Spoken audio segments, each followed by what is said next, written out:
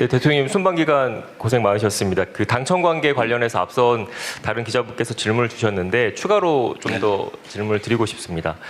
지방선거 이후에 국정 지지율이 하락세를 보이고 있다라는 일단 분석들이 좀 많이 나오고 있습니다. 이것과 관련해서 여당 지도부의 지방선거 전략 그리고 당청 관계와 연결지어서 보는 시선도 있는데 지방선거 이후 국정 지지율 하락세, 당청 관계 그리고 여당 지도부의 선거 전략에 대해서 어떻게 생각하시는지 여쭤보고 싶습니다. 사실 저는 이제 선거를 기점으로 전후를 나눠본다면 저는 변한 게 없어요. 국정은 변한 게 없습니다. 그냥 똑같이 진행되고 있죠. 끊임없이 열심히 노력하고 있고 뭐 작은아마 성과들이 있습니다. 변한 건 없어요.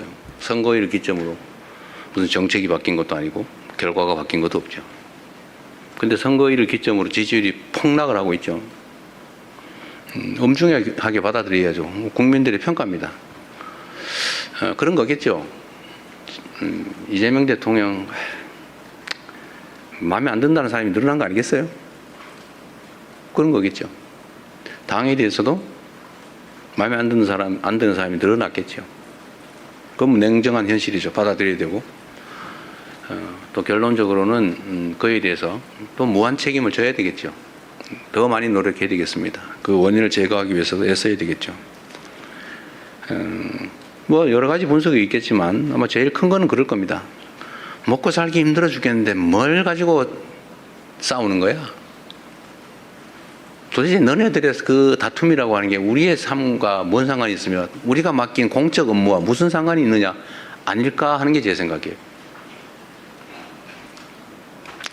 각자에겐 중요한 일이겠지만 우리 국민들께서 보시기에는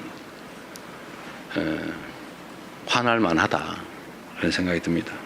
최대한 빨리 이 상황을 정리할 수 있도록 노력해야 되겠죠. 그리고 이제 국민 여러분께도 실망하고 계신 국민 여러분께도 이 말씀을 좀 드리고 싶어요. 우리가 어떻게 하면 더 나은 상황에서 더 효율적으로 더 국민들을 위해서 국가를 위해서 주어진 원래의 책임을 잘할 수 있을까를 탐구하는 과정이다 라고 이해를 좀 해주시면 좋겠습니다. 최소한 저를 포함한 정부는 그래요.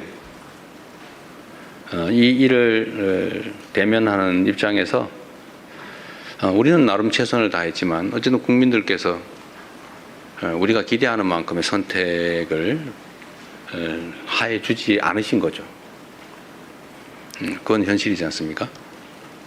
그래서 어쨌든 생기는 문제들, 논쟁도 있고 또 해석을 둘러싼 다툼도 있고 대책을 둘러싼 논쟁과 다툼도 또 있는 거죠.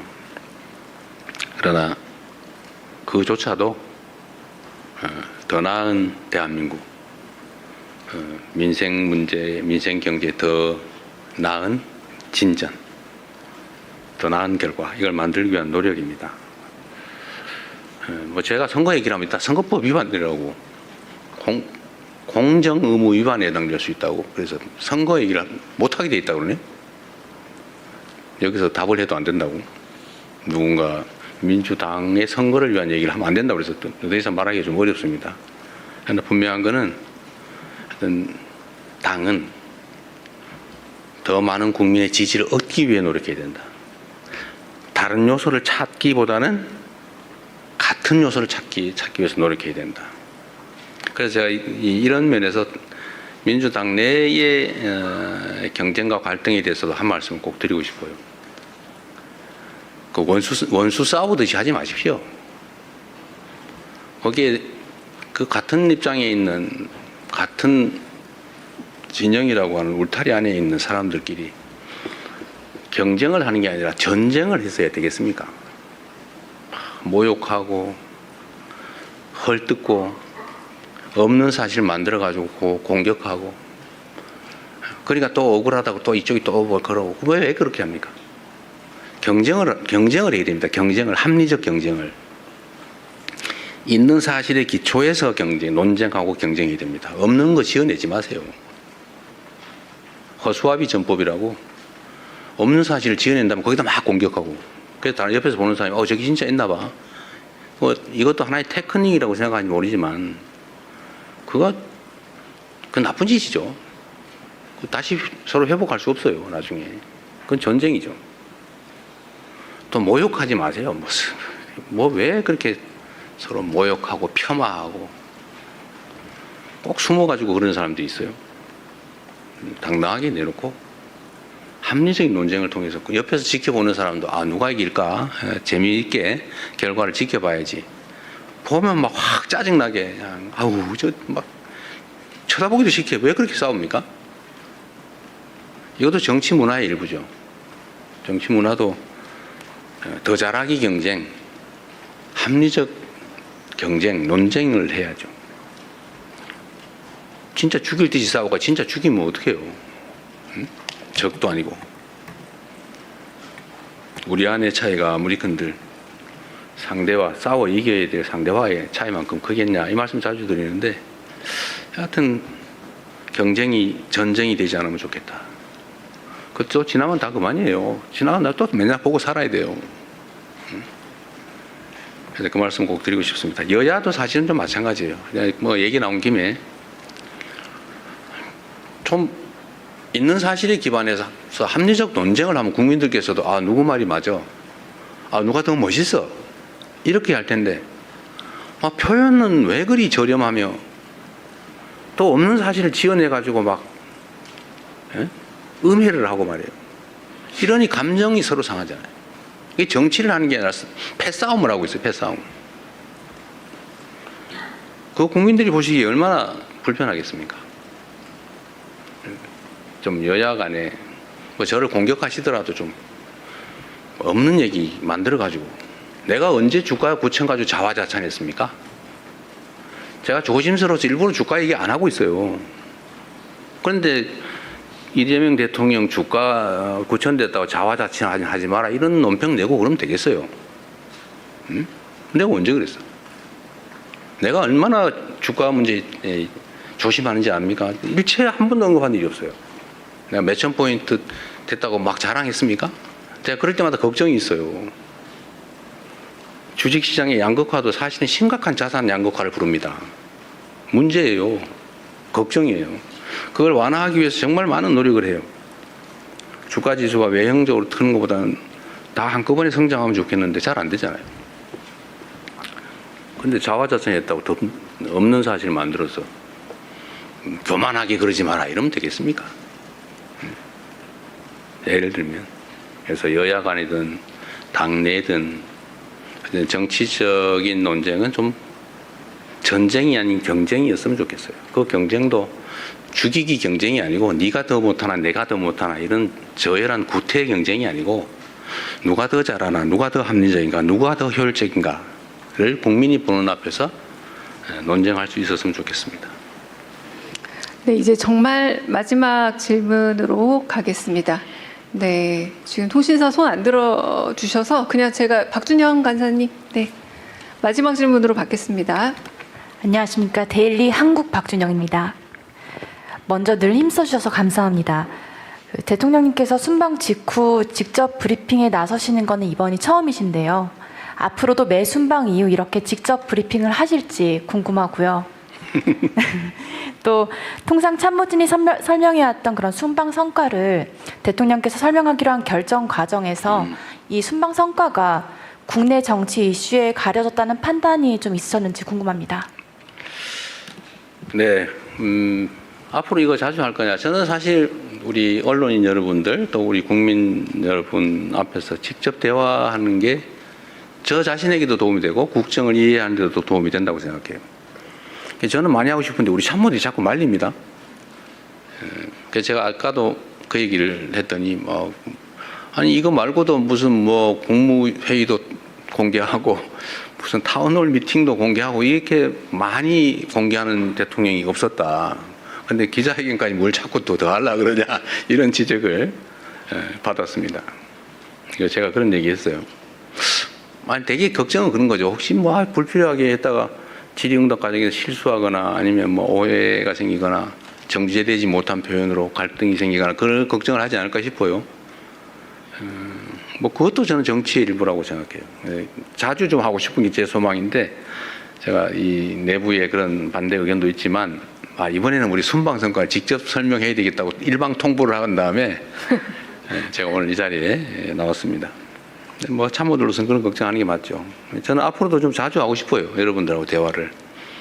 그리고 제 진지한 제 속마음도 우리 카메라 앞에 우리 국민 여러분께 보여드리고 싶어요. 진짜 하고 싶은 이야기. 얘기를 안 하니까 오해가 자꾸 생기는 것도 있더라고요.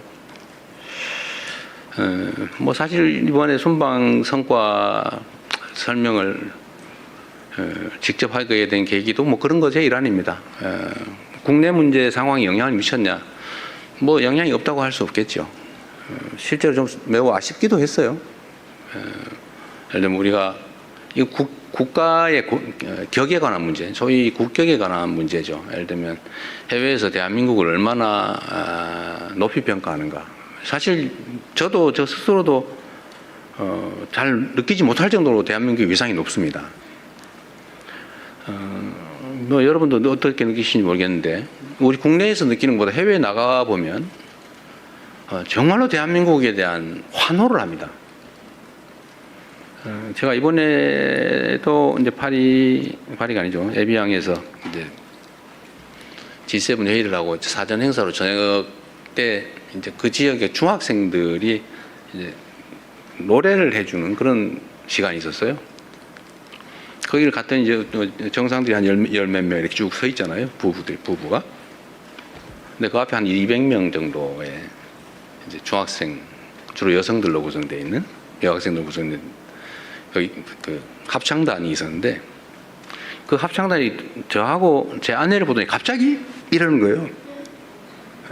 이게 다른 사람들은 이게 뭔 뜻인지 몰라요. 이거 좀 뭐야? 이렇게. 우리는 알죠. 그래서 제가 이렇게 해줬어요.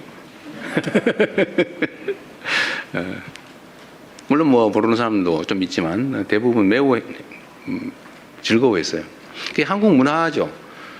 이 프랑스 에비앙 지역의 중학교 여러 개를 한 5개인가를 모았다는데 거기 그 학생들 사이에 대한민국 대통령과 부인을 딱 보니까 그 생각이 다 났던가 봐요. 그리고 이 정상들이 저한테 거의 예외 없이 그 얘기를 합니다. 자기 아내가, 자기의 딸이, 자기 아들이, 자기 누구가 한국어 배우고 있다. 한국 뭐 공연 못 주단에서 난리다. 한국 가는 게 꿈이다. 다 그 얘기를 합니다. 그 한국이 일종의 뭐 이상향처럼 그려지고 있는 상황이에요. 이제 보니까. 그때 한국이 얼마나 유명합니까? 재작년 12월 3일에는 군사 쿠데타? 뭐 이러면서 놀랬잖아요. 그 다음에 또 횃불도 아니고 무슨 응원봉을 들고 노래를 부르면서 그걸 진압해가지고 민주주의 헌정 질서를 회복해요. 전 세계에 역사적으로 없던 일이잖아요. 그걸 보면 계속 놀라는데 요새는 거기다 문화적으로 거기다 반도체 뭐 이런 걸로 그러다니 유럽 같은 데는 방위 산업이 완전히 유럽을 압도하고 있단 말이에요. 한국산 방공 시스템, 소위 미사일 시스템을 못 구해가지고 막 서로 막 먼저 달라고 저한테 청탁하고 그래요. 막 비행기 수송기를 띄워가지고 막 바로 실어가요. 생산되자마자. 대한민국은 정말로 뭐 산업, 경제 측면, 문화 측면, 정치적 측면에서 세계의 총화가 돼가고 있어요. 얼마나 대단한 국가입니까? 이런 것들도 사실 많이 보여드리고 싶죠. 그런데 그런 게 이제 예를 들면 이태리의 어떤 국빈 방문에 대한 뭐 예를 들면 의전 행사나 뭐 이런 게 사실 우리 국민들한테 보여줘야 되거든요. 자세히. 근데 잘 안 됐죠, 사실은. 딴 거 하느라고. 아쉽죠. 어딜 가나 마찬가지입니다. 그래서 그런 아쉬움도 있었어요. 제가 그 말씀도 한번 드리고 싶었습니다. 우리 대한민국이라는 나라가 또 그 속에 살아가는 대한국민이라고 하는 존재가 얼마나 위대한 존재들인지 우리 자부심 가져도 된다. 물론 뭐 내부적으로 보면 어려움들이 많죠. 각 부문별로 어려움들이 많지만 그러나 그 점도 다른 나라들도 크게 뭐 예외는 아니고 뭐 양극화가 좀 우리가 좀 심하다는 측면도 있지만 그러나 전체적으로 보면 여전히 과학기술의 발전 속도나 국가의 민주주의 정도나 뭐 과학 문화예술의 발전 정도나 경제적 성장, 성취나 이런 모든 것들이 정말로 전 세계가 이렇게 쳐다볼 만큼 대단하다. 그 말씀을 여러분께 꼭 드리고 싶습니다. 어려운 상황이긴 하지만 이런 유리한 좋은 점들은 최대한 키우고 또 부족한 부분은 채워가면서 모두가 함께 잘 사는 대한민국을 만들어 보도록 최선을 다하겠습니다. 감사합니다. 네, 감사합니다. 여기서 오늘 대통령님 브리핑 그리고